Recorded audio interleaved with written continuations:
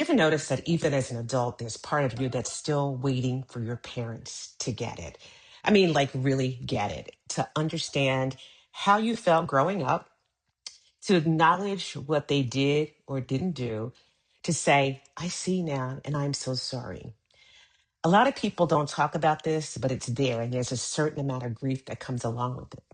You might find yourself replaying conversations in your head, thinking about what you would say if they were finally ready to listen, or holding on to those small moments where they almost sound like they get it. They almost sound like this time maybe they understand.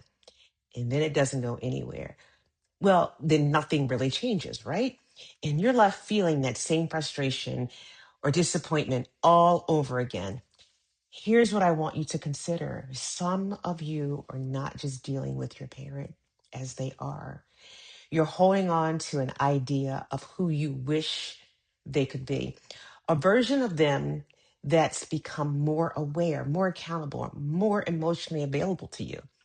And that version feels very real to you at times, but it's not the person you actually have.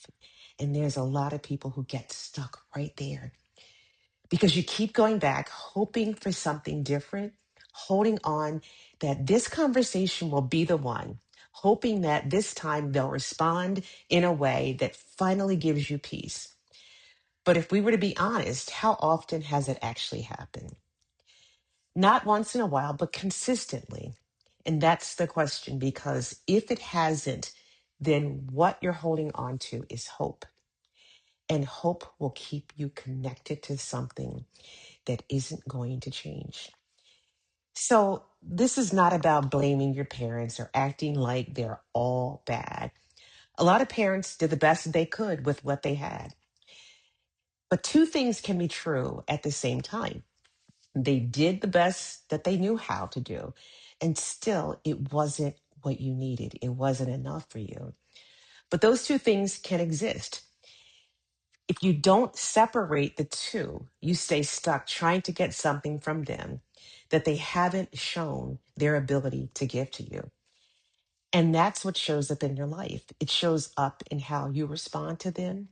It shows up in your relationships. It shows up in how you see yourself. It shows up in how you parent your children.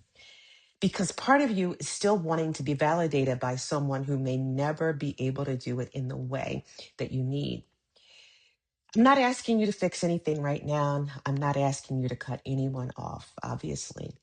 I'm asking you to be honest with yourself about who your parent actually is, not who you keep hoping that they'll become, because those are not always the same person.